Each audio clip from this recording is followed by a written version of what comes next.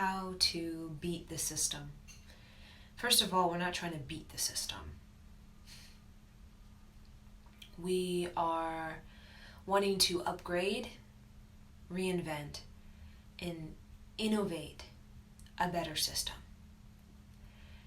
So a lot of us think, F it, I don't want to be part of the system. I'm just going to live in the forest and I'm just going to create my own system. And a lot of times these individuals or these groups of people, they completely outcast themselves. And over time, they can't sustain that way of living. They can't. So what we want is to be tolerant, patient. We want to be smart, right? And to be smart is to know the system. To be stupid is to completely avoid, deny the system and escape to the woods pretending it doesn't exist. We live in a system. And the more that we are educated about the system, right? Not living in escapism or living in the forest trying to just pretend it doesn't exist, the more reform we can actually ignite within the system. Right? So when I see reform in, for example, education, usually the reform happens from individuals who are highly educated in, let's say, the education field. Right? And they're able to ignite reform is because they're very smart. They're very knowledgeable about the rules. They're knowledgeable about the ideology, the institution, the model, the doctrines that govern the institutional makeup. But in being very smart, they can be smarter. And that's where we start to see people reform, right? Reform what is. That's what we want. We want to reform what is. We want to innovate a better way. We want to reinvent. We don't want to create destruction, mayhem, right? When we think of destruction and mayhem, we think of people just F it, I don't care about it, I'm just going to live in the forest, or I'm completely just going to reject it, right? It's very radical, right? Just going to reject it. But the system is there. And anybody who really tries to oppose it, there's just a lot of resistance. And it's almost like not worth it. Right? Just get smarter. Right? Learn as much as you can. Learn both.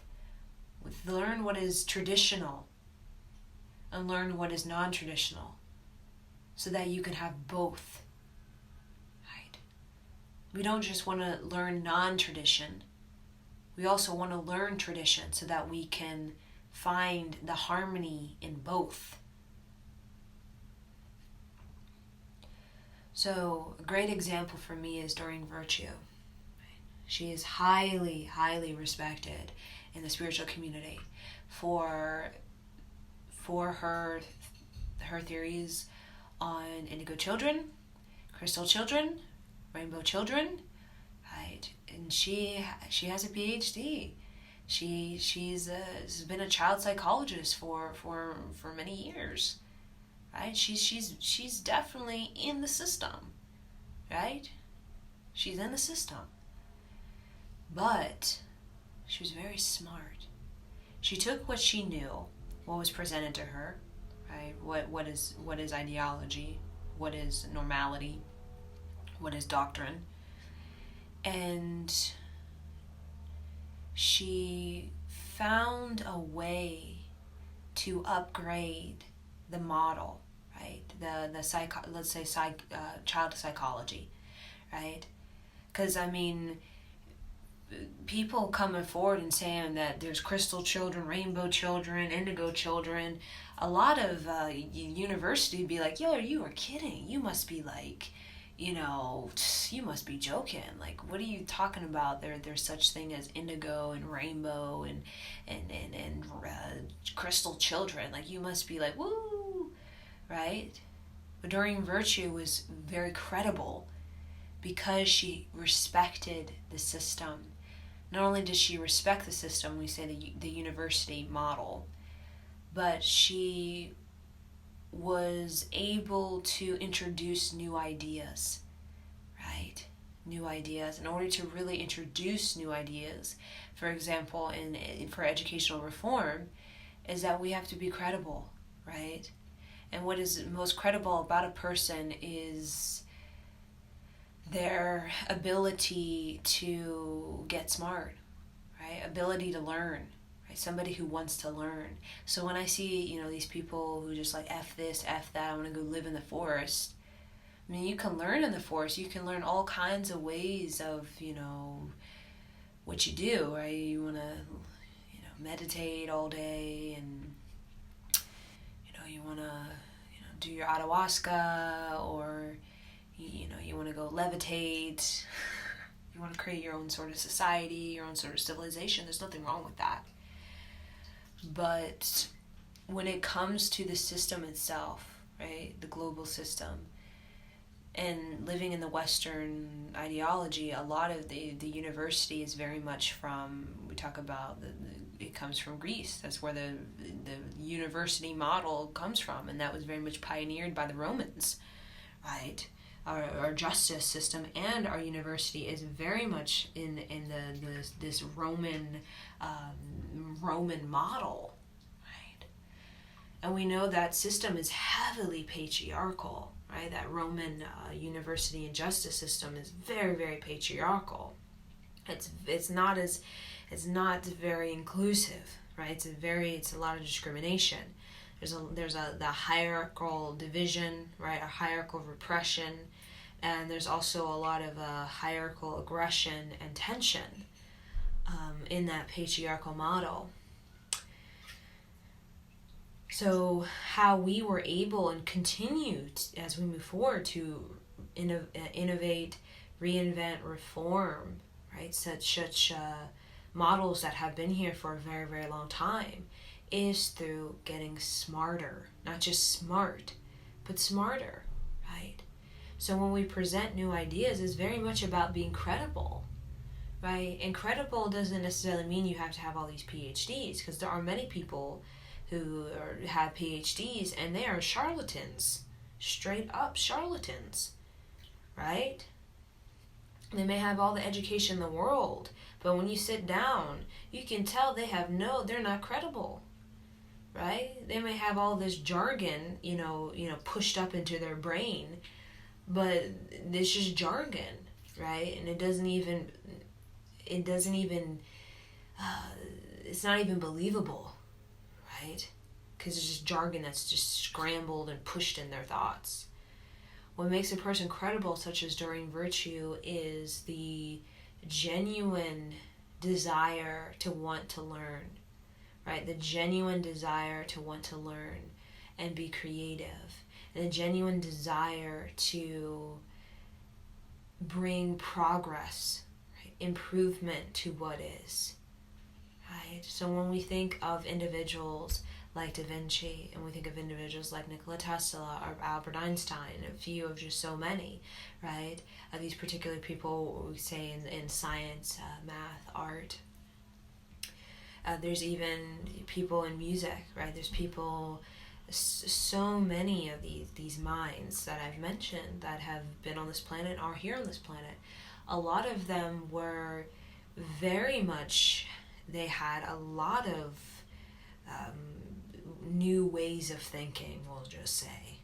New ways of thinking that definitely moved and shake society, and definitely moved and shake ideology and our perception and our doctrines, right? Our conventions and what we think is possible and impossible. And these people were extremely credible because all of them, they had a similar, very, very similar, identical pattern.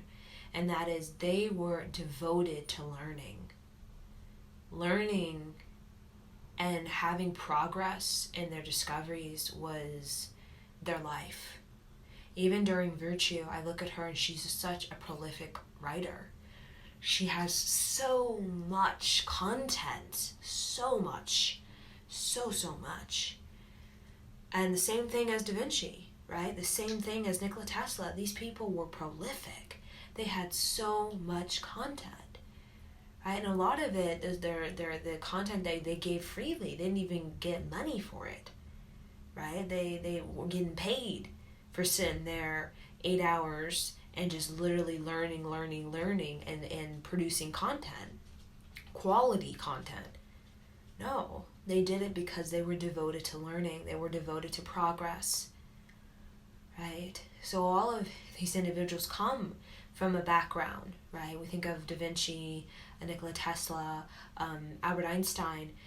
These people, they were in the system, right? They were a part of the university model, right? The university mindset, right? They were given doctrines, they were given rules, they were given laws in which they are to obey. And they respected that. But they also understood that there is always change and there's always transformation, because that is just what human is, and that's what creativity is, and that's what intelligence is. Intelligence is expansion. But in order for these individuals to have that expansion, they had to have a respect for what is, right? They took what we see, like the foundational study, right? We're all given a foundational study. And they took it and they respected it enough to allow it to feed them, right? Feed their hunger and their desire to want to expand. So when I think of, let's say in the day we thought that, the sun revolved around all the planets and the sun revolved around Earth, right? And then there was this brilliant idea, this brilliant new way of thinking that is, wait a minute, the Earth and the planet revolves around the sun. And it was quite, you can see, radical in the way that we were very set on this doctrine that, no, the sun revolves around the planet, right? But how we were able to really progress and to open up, right? Open up our vision, right? Unlock a greater intelligence, right? To expand beyond our limitation, was through individuals who very much, they knew, right? They knew the common ideology, they knew the common thought pattern, but they challenged it, right? So when I see us, fuck it, I just want to go live in the forest and just not even care, that kind of thing. I mean, which I see a lot of people kind of have that attitude, right? A lot of even millennials have that kind of attitude. And that's why I see the millennial generation, it's like they have no clue how to even create, how to move and shake these sort of models, right? That again, were very much a part of this Roman arc, right? Heavy patriarchal. But a part of it is having an acceptance, right? And also having a deep desire to want to learn about the patriarchal age, want to learn about the matriarchal age, wanting to learn about the faults of man, wanting to learn about the faults of women, wanting to learn about the traditional ways in which we have abided by for thousands of years possibly. Also wanting to learn the non-traditional, unorthodox, and seeming extraordinary point of view, right? And that's what gives us an ability to actually connect, right? To connect with people, to connect with time, with history, right? With the many versions of history, in order to really find our clarity within it. And so when I say beating the system, right, you want to beat the system. A lot of people, they want to beat it. Right? Sometimes they want to beat it down. They want to destroy it. They want to, create a revolt and attack it and create all kinds of aggressions and mayhem. It's just to get smarter, right?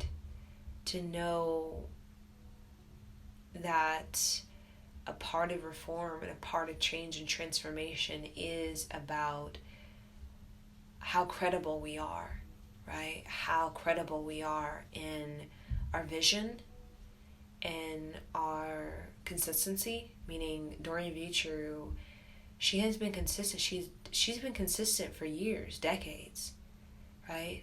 Everything that she's doing is consistent, right? Her child psychology, getting into all of these prolific ideas about children, about these new waves of children coming to this planet, and even expanding upon other vastly different subjects, such as mediumship and clairvoyance and clairaudience.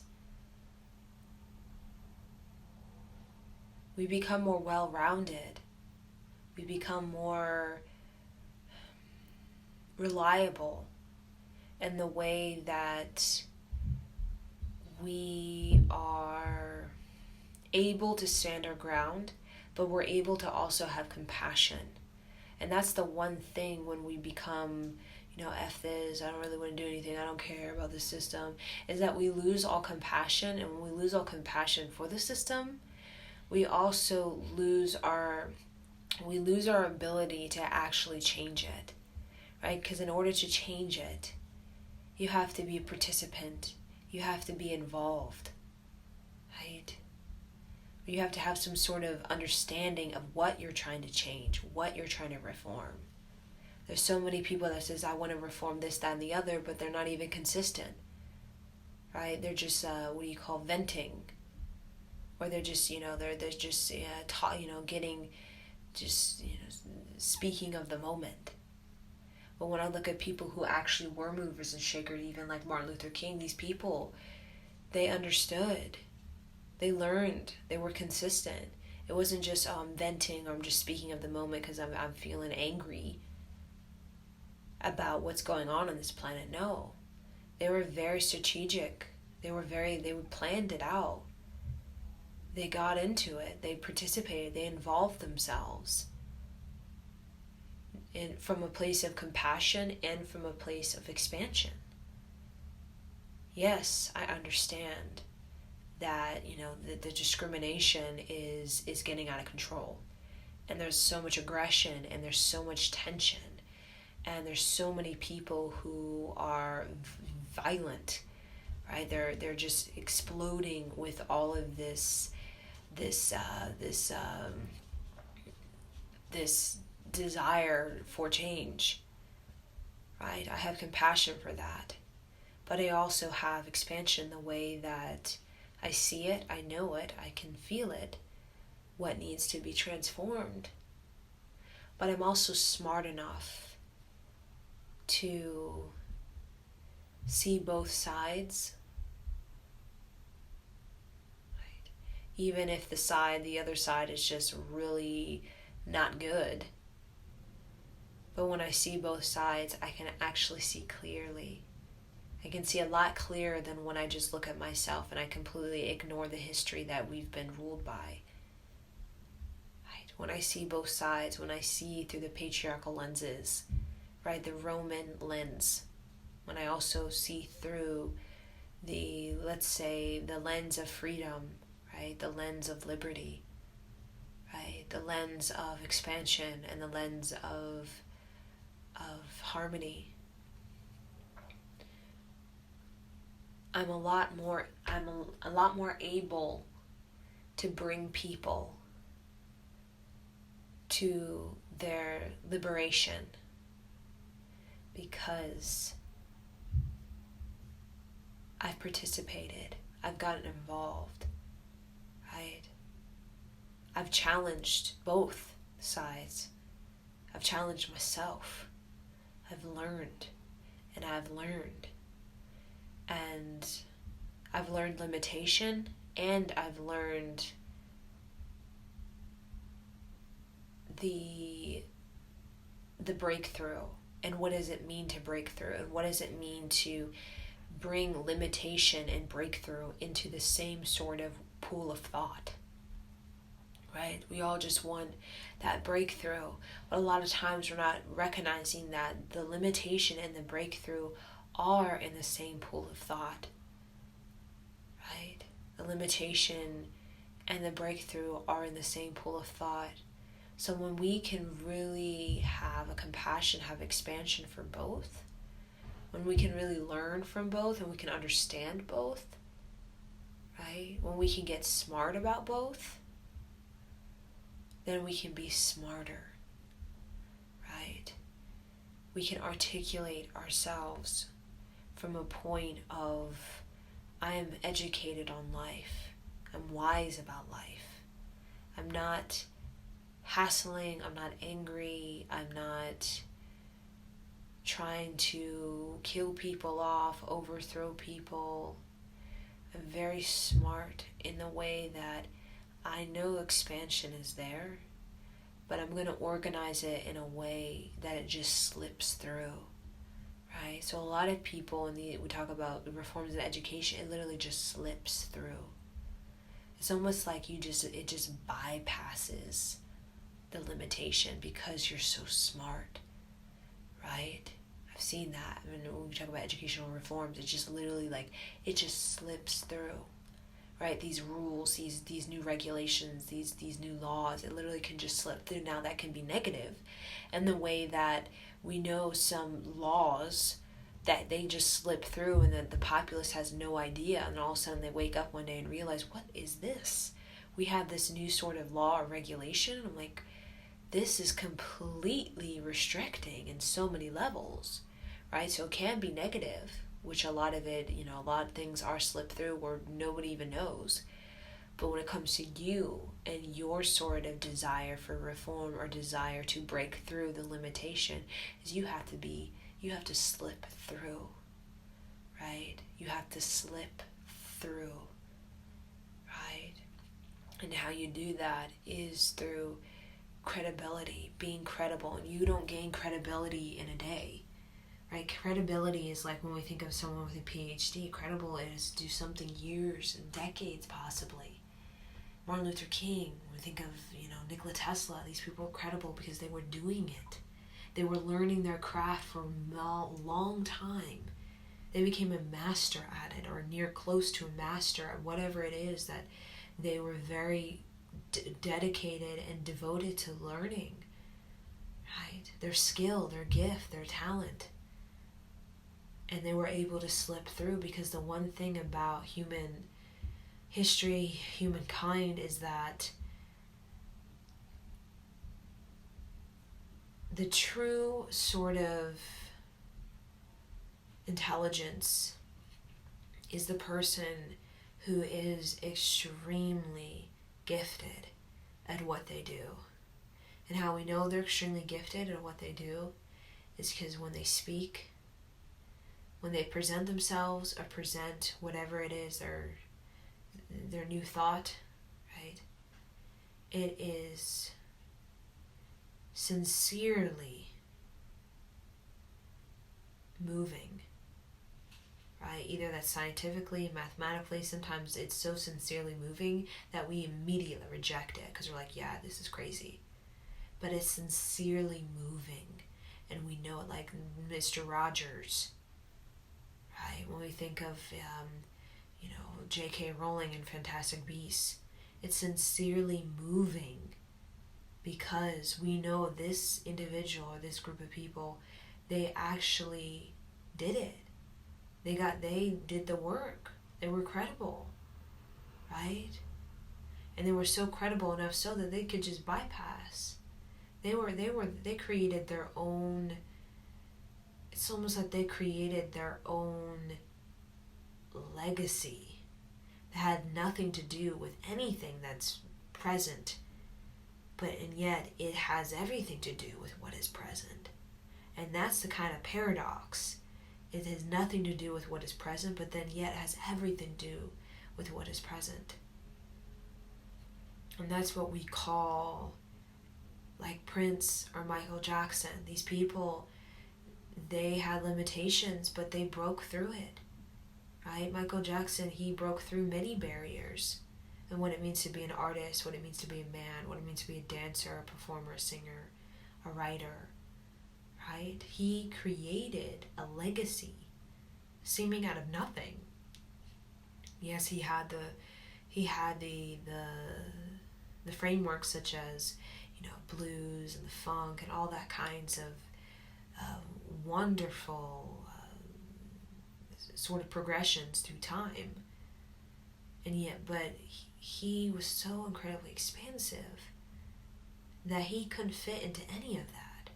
He couldn't fit into any real category of what we think of our past involving music, right? Our history of music, the style of music, the understanding of music, then what seems normality in music, the commonality between artists. He was exceptionally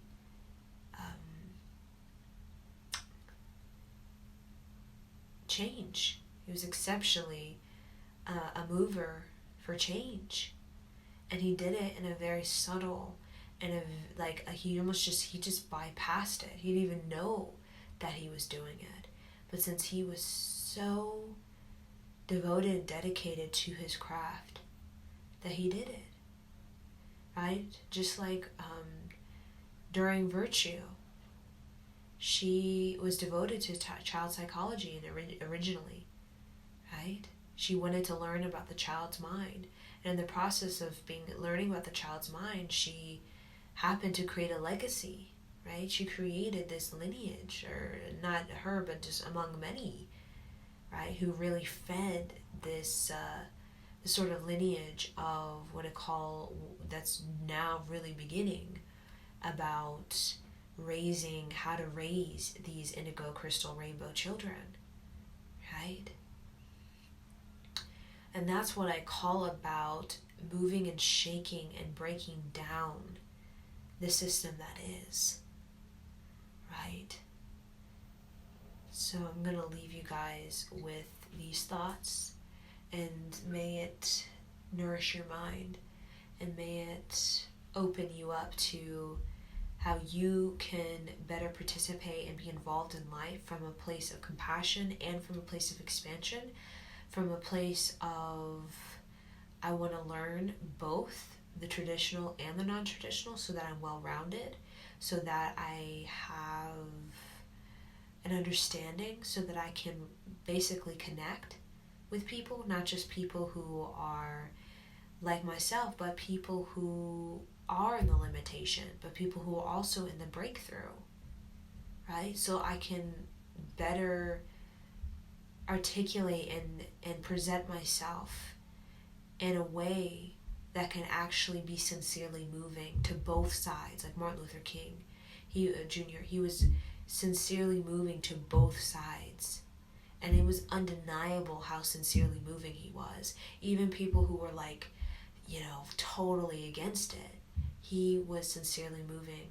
Just like Mr. Rogers, you could just not deny Mr. Rogers because he was so sincerely moving. He was credible and people knew it.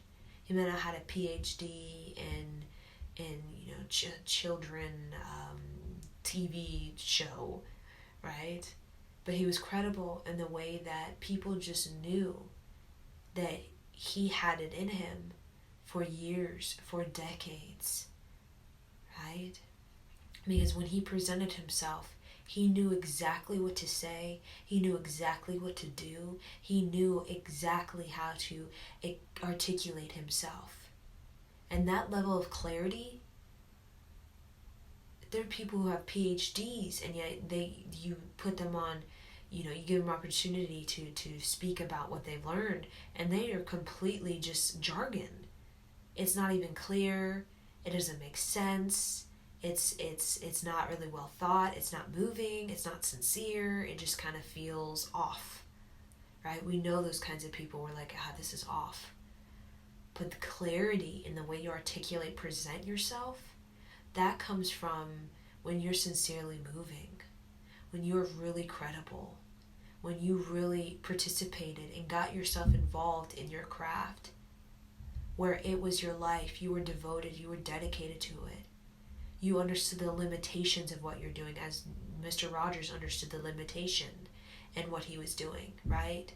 The limitation would bring resistance and would possibly bring, aggressions, or people wouldn't like it or not understand, and it would cause discussion. It would move and shake people and their idea and their belief on what a TV show should be. He understood the limitation very much, but he also understood the breakthrough. He understood the expansion. He understood that in order for the expansion to be, I have to walk through limitation. I can't just try to run around it. I can't just try to escape it, right? Or get overwhelmed and completely just lose myself. I have to walk straight through it. And I have to be smart enough, right? I have to articulate, express myself enough where I am able to, amongst that, walking right through that limitation, whatever it is I'm trying to do. And it seems like there's a lot of resistance because it is very expensive and new, and a new way of thought, a new way of thinking. I walk through it because I know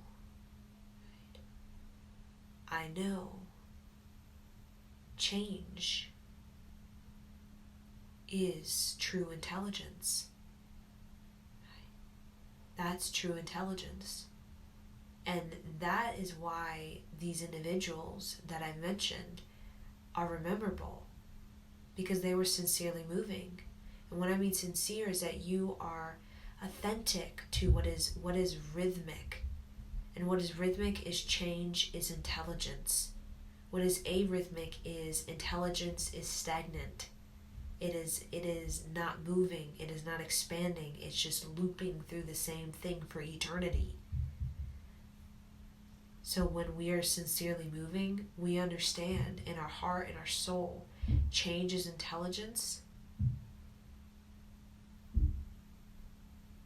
change is natural,